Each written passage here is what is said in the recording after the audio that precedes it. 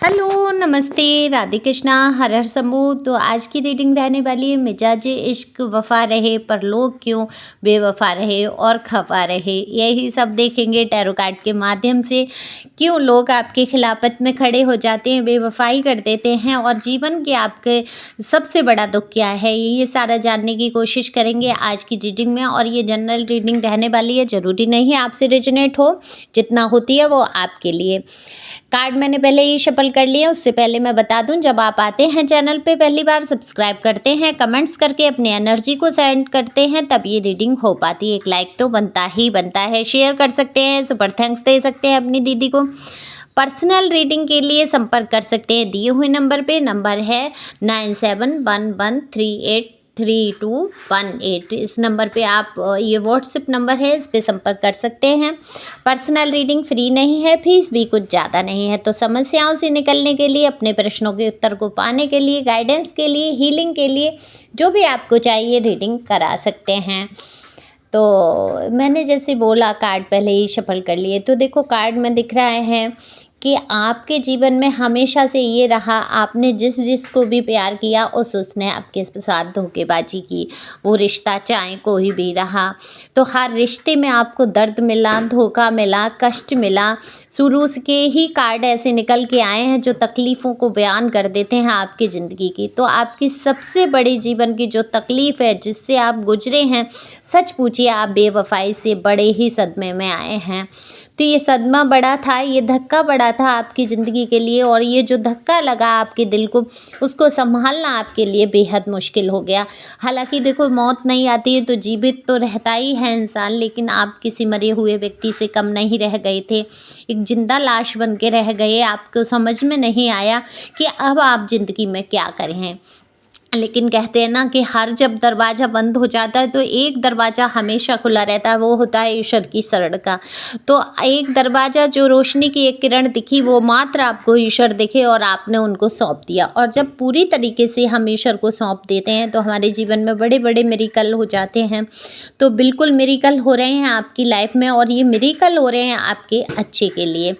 उससे पहले मैं ये बता दूं कि ये जो मिजाजे इश्क करके मैंने लिखा, कि आपका जो मिजाज रहा बहुत ही प्यारा रहा। लोगों में प्यार बांटना, लोगों से प्यार करना, घुलना मिलना, या किसी भी आप लव रिलेशनशिप में रहे या आप शादीशुदा हैं, उसमें पूरी तरीके से लॉयल रहना, वफादार रहना, उनके लिए जी जान से जुट जाना, क्या नहीं किया आपने।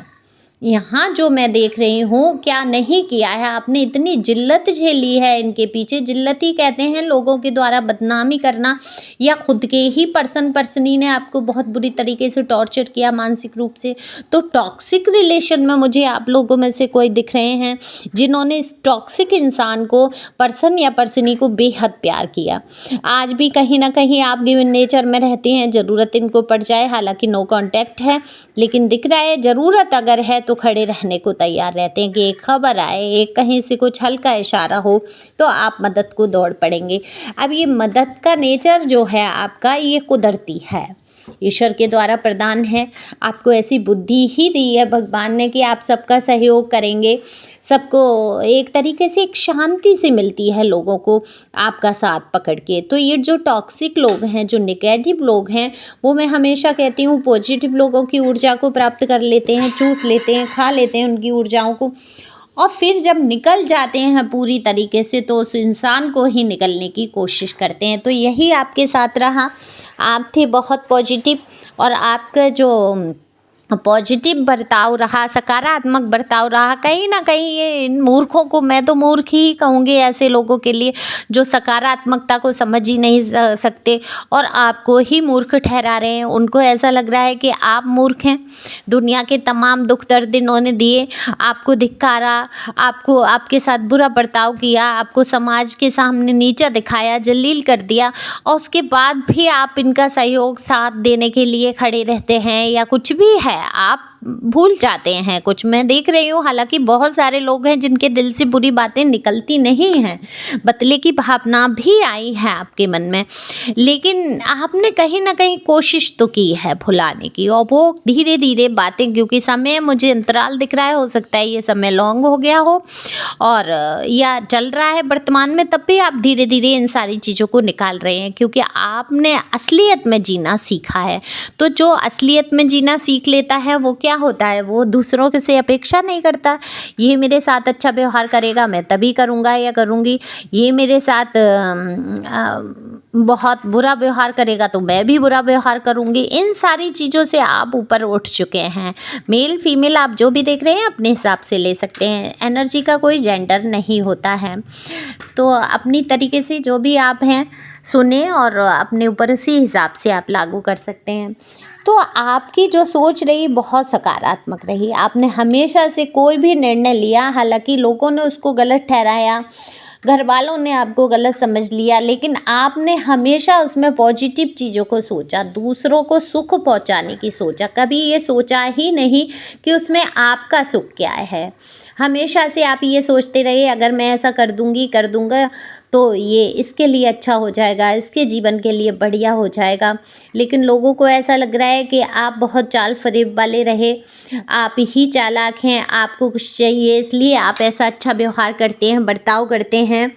असल में कोई इस जीवन में इतना अच्छा हो कैसे सकता, क्योंकि खुद बहुत बुरे हैं, खुद की एनर्जी इतनी घटिया है, तो क्या करेंगे। घटिया लोग क्या सोचेंगे, घटिया ही मानसिकता से सोचेंगे, जिसकी जैसी बुद्धि होती है वो इंसान वैसा ही सोचता है।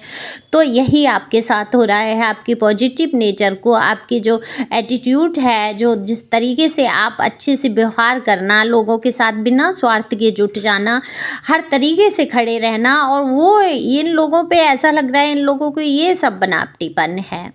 हो सकता है आप कुछ उसमें हो, क्योंकि वफादारियां इनसे निभाई नहीं गई, बेवफाइयां हुई हैं आपके साथ, दिल टूटे हैं आपके, कई रिश्तों में ऐसा हुआ है, और यही जीवन का सबसे बड़ा दुख आपका मुझे दिख रहा है कि आपने जिसको भी अपना मान लिया उसने आपको ठगा है, पीठ में छुरे भोंके हैं, शब्दों के इतने बाढ़ चलाए हैं आपके दिल पे कि दिल छलनी छलनी हो गया है। तो इस छलनी छलनी दिल में अब भी आप प्यार को रोकने की कोशिश कर रहे हैं। हालांकि प्यार जैसा कहते हैं ना कि विचार धुएं में उड़ जाना, तो बिल्कुल ये प्यार जैसा शब्द धुएं में उड़ रहा है, लेकिन वहीं जो आप थामे बैठे हैं अपने घायल दिल को, उसमें दिख रहे हैं कि आप ये तो मानते हैं कि प्यार है क्योंकि आपने असली प्यार किया है।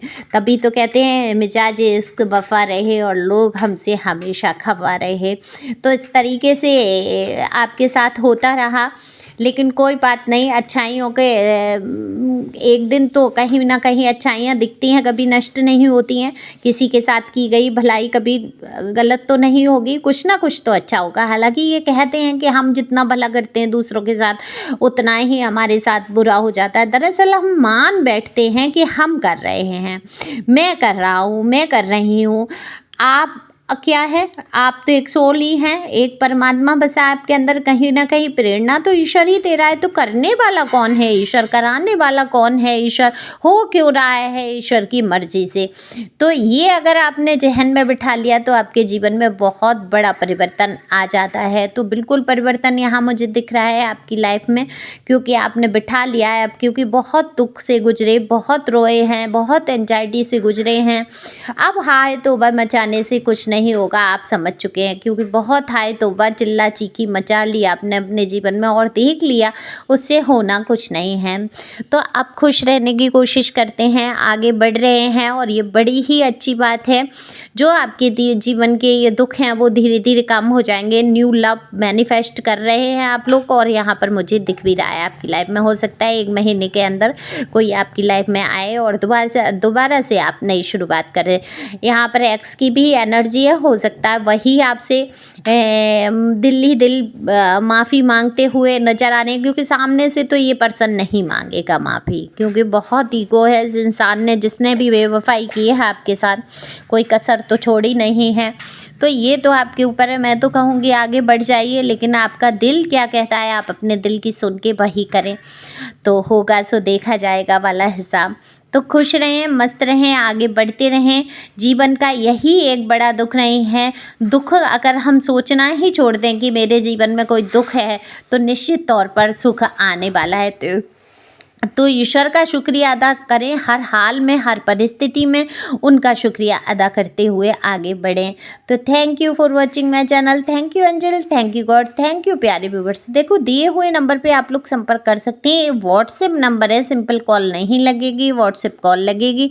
पहले आप मैसेज करके फ़ीस पूछ सकते हैं, बात कर सकते हैं, उसके बाद आप चाहें तो कॉल करके बात कर सकते हैं। वैसे मैं वॉइस मैसेज छोड़ देती हूँ जिससे कि आपको पता चले मैं ही हूँ, क्योंकि 2 चैनल हैं उस पे, सोल टैरो 555 और ऋचा मिश्रा टैरोट। तो इन 2 चैनलों को कंफ्यूज ना हो लोग, इसलिए मैं वॉइस मैसेज भी छोड़ देती हूँ। ओके, तो करा सकते हैं आप पर्सनल रीडिंग। कुछ ऐसी विधि नहीं होती है विशेष, आपके नाम से ही रीडिंग हो जाती है और कॉल से रीडिंग हो जाती है, मैसेज से रीडिंग हो जाती है, जैसे आपको सहूलियत होगी।